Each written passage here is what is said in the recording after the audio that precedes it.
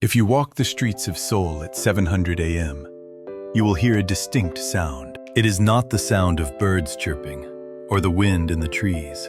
It is the sound of rattling ice. This is the the iced Americano. In Italy, espresso is a culture. In America, coffee is a morning ritual. But in South Korea, this dark, bitter liquid is not a beverage. It is fuel.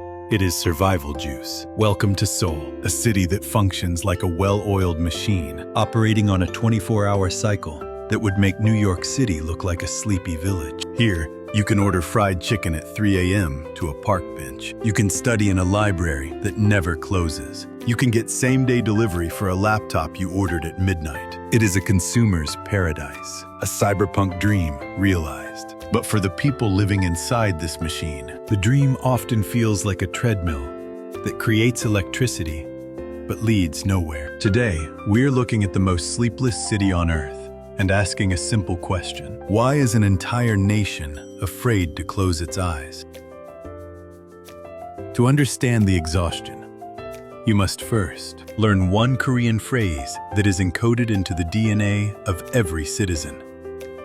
Pali-Pali. It translates to hurry, hurry, but it means so much more. In 1953, after the Korean War, South Korea was one of the poorest nations on the planet. GDP per capita was lower than most sub-Saharan African countries. They had no natural resources, no oil, no gold. They only had people. The government and the people made a collective pact. We will outwork the world. And they did. They condensed 3 centuries of Western Industrial Revolution into just 30 years. They call it the miracle on the Han River. But miracles are not free. The price was speed. This historical trauma created a mindset. If you stop, you starve. If you sleep, you lose. Even though Korea is now a G20 economy and a cultural superpower, that anxiety remains. The war ended 70 years ago, but the war for survival continues in the office, in the classroom, and in the psyche. This is why Seoul is obsessed with speed. Delivery apps promise food in 20 minutes. Internet speeds are blazingly fast. Elevators have closed door buttons that are worn out from overuse. In Seoul, time is not just money. Time is the only resource you have, and you are terrified of wasting a single second.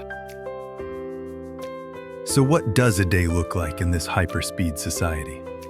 It starts young. This scene at 10 p.m. is not a factory shift change. These are hagwons, private cram schools. Elementary and high school students finish their regular school at 4 p.m., eat a quick dinner, and then study here until late at night. There is a famous saying among Korean high school seniors: 4 hours sleep, you pass. 5 hours sleep, you fail. Let that sink in.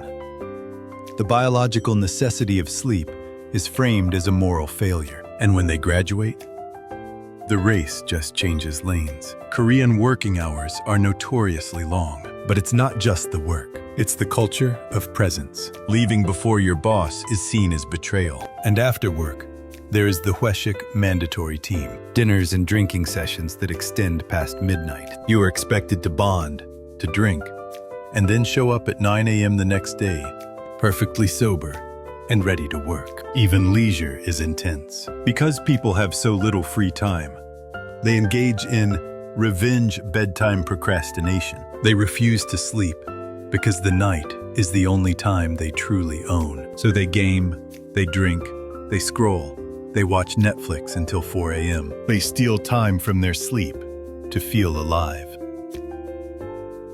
Recently, a new trend has emerged among the younger generation. It's called Godsaeng, a combination of God and Seng.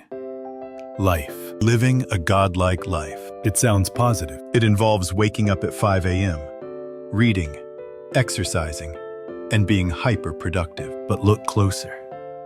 Godsaeng is the ultimate internalization of capitalism. It turns self-care into another task. You don't just rest, you rest productively. Even your downtime must be Instagrammable and efficient. There is no space for doing nothing. And when the body inevitably breaks down, Korea has a solution for that, too. Walk into any clinic in the business district during lunch hour, and you will see rows of office workers sleeping with needles in their arms. They are getting vitamin drips, garlic injections, or Cinderella drips. They are literally buying energy. Instead of sleeping 8 hours, they pay $50 for a 30-minute high-concentration vitamin boost so they can power through the afternoon. The human body is treated like a smartphone with a degrading battery. Just plug it in, charge it up quickly, and keep running.